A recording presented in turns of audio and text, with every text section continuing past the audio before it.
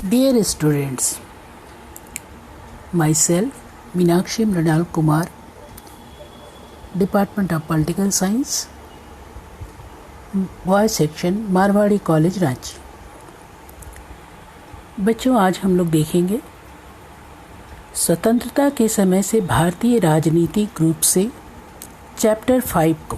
पिछले क्लास में हम लोगों ने देखा था कि कांग्रेस की स्थिति जो 3 आम चुनावों में उभर कर सामने आई थी, आज उसके आगे हम लोग देखेंगे कि चौथे आम चुनाव से किस तरह कांग्रेस पार्टी के अंतर्गत उतार चढ़ाव की स्थिति बनी रही। आज हम लोग देखेंगे कांग्रेस का विभाजन किस तरह से हुआ था। आप लोगों को ये इस चैप्टर का ये सबसे इम्पॉर्टेंट तथ्य है जो आप लोगों को क्वेश्चन भी आता है अक्सर इससे। 1969 के कांग्रेस की टूट के कारण क्या थे, तो इसमें आप लोग ध्यान दीजिएगा और बहुत अच्छे से समझिए। यहाँ पर हम लोग देखते हैं कांग्रेस विभाजन की जो स्थिति थी उसके अंतर्गत चुनाव जो हुए थे 1967 में, उसका परिणाम जो था उसी के परिणाम तहत 1969 में कांग्रेस का विभाजन हुआ था। वैसे आज़ादी के पहले तो हम ये भी देख सकते हैं कि 1907 में कांग्रेस का पहली बार विभाजन हुआ था, लेकिन आज़ादी के बाद यहाँ पर हम लोगों ने देखा भी है पहले कि 1969 का कांग्रेस विभाजन पहला विभाजन था। यहाँ पर फिर हम जब ये विभाजन तो था, लेकिन इसके उपरांत 1967 के चुनाव के बाद कांग्रेस में आंतरिक संघर्ष जो थे वो तेज हो गए थे। तो इस चुनाव में कांग्रेस का प्रभाव में बहुत ज़्यादा ही कमी आ गई थी। उसका प्रभाव बहुत कम हो चुका था। राज्यों में विपक्षी पार्टियों ने सरकार बनाने की सफलता भी प्राप्त की थी। तो इस असफलता के लिए कांग्रेस के दोनों गुट जो इंडिकेट व सिंडिकेट एक दूसरे पर दोषारोपण कर रहे थे। ये इंडिकेट और सिंडिकेट क्या था?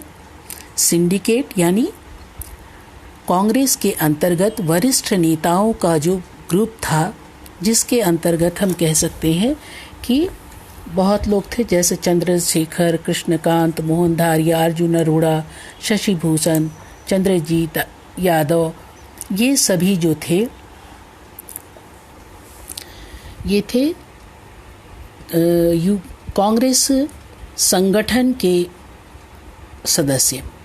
और यहाँ पर वरिष्ठ नेताओं का जो ग्रुप था ये था मोरारजी देसाई, S.K. पाटिल, अतुल्य घोष, निजलिंगप्पा आदि। ये जो थे ये सिंडिकेट थे, यानी एक थे वरिष्ठ ग्रुप और दूसरा था कनिष्ठ ग्रुप, यानी एक युवा वर्ग और एक बुजुर्ग वर्ग। ये दोनों ही मिलकर के कांग्रेस के अंतर्गत एक दूसरे पर आरोप प्रत्यारोप कर रहे थे। तो यहाँ पर कभी कभी एक या दो नंबर के क्वेश्चन के लिए ऐसा क्वेश्चन पूछा जाता है कि सिंडिकेट क्या था या इंडिकेट क्या है, या युवा वर्ग किसे कहते हैं, युवा तुर्क का नाम किसने दिया था। तो सिंडिकेट ने इस युवा वर्ग के लोगों को युवा तुर्क का भी नाम दिया था। तो इस तरह से यदि वरिष्ठ लोग दाम पक्ष का सहारा ले रहे थे, तो ये कनिष्ठ लोग यानी जो कम आयु वर्ग के लोग थे, जो संगठन कांग्रेस संगठन के लोग थे, ये समाजवाद की दिशा में अपना सारा सर्वस्व खींचना चाह रहे थे। तो टकराव के रूप में अप्रैल के समय यानी अप्रैल 1969 के फरीदाबाद सत्र में ये उजागर हुआ था। कांग्रेस अध्यक्ष जो थे निजलिंगप्पा ने खुलकर सरकार को समाजवादी कार्यक्रम पर प्रहार किया था और सार्वजनिक क्षेत्र के उद्यमों की विफलता को अपना निशाना बनाया था। उन्होंने यहाँ तक भी कहा कि आज पार्टी व देश के समक्ष संकट की बहुत ज़्यादा बढ़ा हुआ है और ऐसे वक्तव्यों के जो था, ये कहिए कि कांग्रेस के अंतर्गत कहीं न कहीं एक दूसरे से टकराव के कारण टूट का सबसे बड़ा कारण माना जा सकता है। इंदिरा गांधी उस समय देश की प्रधानमंत्री थी, लेकिन कांग्रेस अध्यक्ष निजलिंगप्पा थे। दोनों में मतभेद बने हुए थे और 3 मई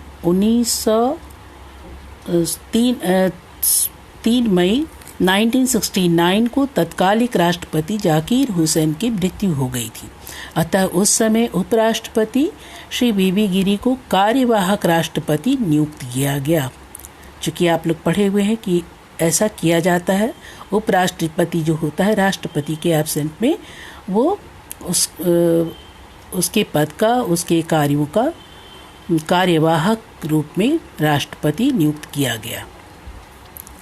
तो यहाँ पर 6 माह के अंतर्गत नए राष्ट्रपति के चुनाव होने आवश्यक थे। ये चुनाव 1969 में ही संपन्न हुए।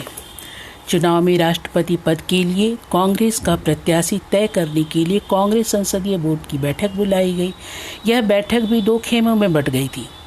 एक था श्रीमती इंदिरा गांधी के गुट में जगजीवन राम थे साथ उनके, और दूसरा जो सिंडिकेट ग्रुप था ये था डॉक्टर नीलम संजीव रेड्डी का नाम प्रस्तावित किया गया था। तो इसके लिए मतदान हुए। संगठन पर सिंडिकेट ग्रुप का प्रभाव था, तो इस कारण नीलम संजीव रेड्डी कांग्रेस का अधिकृत प्रत्याशी घोषित किया गया। और इसके अलावा 2 अन्य प्रत्याशी भी राष्ट्रपति के लिए उम्मीदवार थे।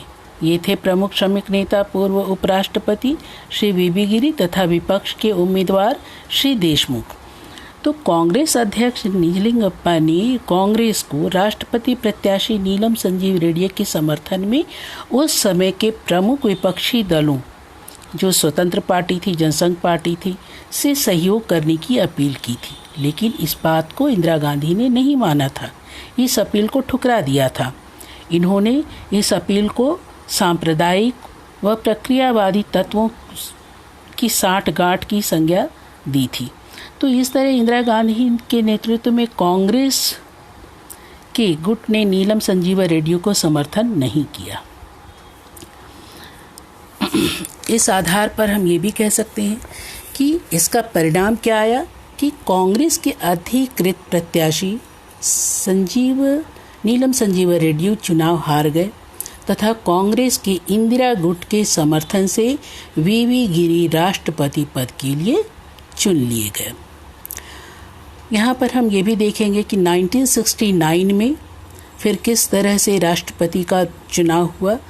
उस आधार पर राष्ट्रपति का चुनाव कांग्रेस के अधिकृत उम्मीदवार नीलम संजीव रेड्डी की पराजय से सिंडिकेट के नेता जैसे निजलिंगप्पा थे, कामराज, मोरारजी देसाई आदि जो थे, इनको राजनीतिक झटका लगा। अतः उन्होंने रेड्डी की हार के लिए इंदिरा गांधी और जगजीवन राम तथा फखरुद्दीन अली अहमद के विरुद्ध अनुशासनात्मक कार्यवाही आरंभ कर दिया था, क्योंकि उनका मानना था कि इन नेताओं ने कांग्रेस के अधिकृत प्रत्याशी के रूप में काम किया है। तो 12 नवंबर 1969 को प्रधानमंत्री इंदिरा गांधी को कांग्रेस पार्टी से निष्कासित कर दिया गया, क्योंकि उनकी अनुशासनहीनता का दोषी उस समय उन्हें पाया गया था। चूँकि कांग्रेस संसदीय दल में इंदिरा गांधी का बहुमत था, इस आधार पर संसदीय दल के अधिकांश नेताओं ने इस निष्कासन को अवैध बताया और इस निष्कासन के बाद से कांग्रेस स्पष्ट रूप से 2 भाग में बंट गया। क्योंकि शुरू से ही इसमें चली आ रही थी 2 बातें, यानी एक था सिंडिकेट गुट को पुरानी कांग्रेस अथवा कांग्रेस ओ कहा गया था, ओ ऑर्गेनाइजेशन, तथा इंदिरा गांधी के गुट को कांग्रेस, नई कांग्रेस अथवा आर रिक्विजिशन भी कहा गया था।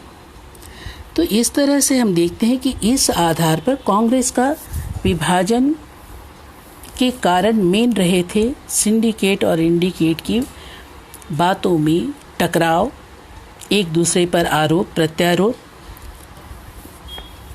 और इस विभाजन के बाद से आरोप प्रत्यारोप का तो दौर और भी ज़्यादा शुरू हो चुका था। पुरानी कांग्रेस के नेता ने इंदिरा गांधी को व्यक्तिवादी शक्ति प्रदर्शन और तानाशाह का भी दर्जा दे दिया, जबकि इंदिरा गांधी ने पुराने कांग्रेस के नेताओं को रूढ़िवादी और पूंजीवादी ताकतों का समर्थन वाला पार्टी बताया। अतः प्रधानमंत्री के रूप में इंदिरा गांधी ने पूंजीवाद के स्थान पर गरीबों के कल्याण को देश का प्रमुख मुद्दा बना लिया। चूँकि चुनाव हार गए थे और उसके उपरांत अपनी पार्टी को फिर से मजबूती दिलानी थी, तो किसी और अपना ध्यान आकर्षण करना था। तो उन्होंने पूर्व राजाओं की सालाना पेंशन जो थी उनको समाप्त करके निजी उद्योग और राष्ट्रीयकरण की घोषणा की। इसके साथ ही इंदिरा गांधी का मानना था कि बुनियादी ज़रूरतें, जो रोटी कपड़ा और मकान होता है, देश की आम जनता की मूल ज़रूरतें हैं। अतः गरीबी निवारण के गंभीर प्रयास किए जाने चाहिए। इसलिए उन्होंने गरीबी हटाओ का नारा दिया था। ये भी क्वेश्चन आप लोगों को अक्सर आता है, ये क्या 2 नंबर के क्वेश्चन के लिए, कि गरीबी हटाओ का नारा किसने दिया था। तो यहाँ पर फिर से हम देखेंगे कि उन्होंने इस बहुत गरीबी हटाओ का नारा ऐसा नारा था कि हर लोगों को लग रहा था कि अगर कांग्रेस पार्टी से इंदिरा गांधी को प्रधानमंत्री के पद पर उन्हें बहुमत दिलाया जाए तो हमारे देश से गरीबी हट जाएगी। तो लोगों अपनी हर पार्टी अपना एक प्रभावशाली नारा या मुद्दा इस तरह से देखिएगा कि चुनावी दौर पे करते हैं जो अपनी पार्टी की ओर अट्रैक्ट करना चाहते हैं। तो ये भी एक बहुत बड़ी बात थी। इंदिरा गांधी ने उस समय गरीबी हटाओ का नारा दिया था और ये आम जनता में बहुत ज़्यादा लोकप्रिय भी हुआ था। तो इंदिरा गांधी की प्रगतिशीलता का इसको प्रतीक भी माना जाने लगा, जबकि पुरानी कांग्रेस के बारे में आम जनता में यह छवि बनी कि वे प्रतिक्रियावादी हैं और पूंजीवादी तत्वों के समर्थक हैं। तो इस तरह से हम देखते हैं कि 1971 का जो आम चुनाव लड़ा गया था वो भारतीय राजनीति में वैचारिक संक्रमण का समय था। तो यहाँ पर हम लोगों ने देखा कि किस तरह से 1969 में कांग्रेस पार्टी के अंतर्गत टूट हो गई थी और इस टूट के उपरांत कांग्रेस पार्टी जो इंदिरा गांधी के समर्थक थे इनको युवा तुर्क इंडिकेट का भी नाम दिया गया था। तो इन्होंने अपनी पार्टी को फिर से उभारने के लिए बहुत अच्छे काम करने के प्रयास किए। अपने अट्रैक्ट नारा दिया गरीबी हटाओ और उसके पश्चात इन्होंने राजाओं के प्रिवी पर्स को समाप्त कर किया और बैंकों का राष्ट्रीयकरण कर दिया, जिसके आधार पर देश की सभी जनता को इसका लाभ प्राप्त हो सके। नेक्स्ट क्लास में हम इसके आगे फिर से पढ़ाएंगे 1971 में के चुनाव में किस तरह ये फिर से अपना वजूद खड़ा कर सका Congress party. Okay, thank you.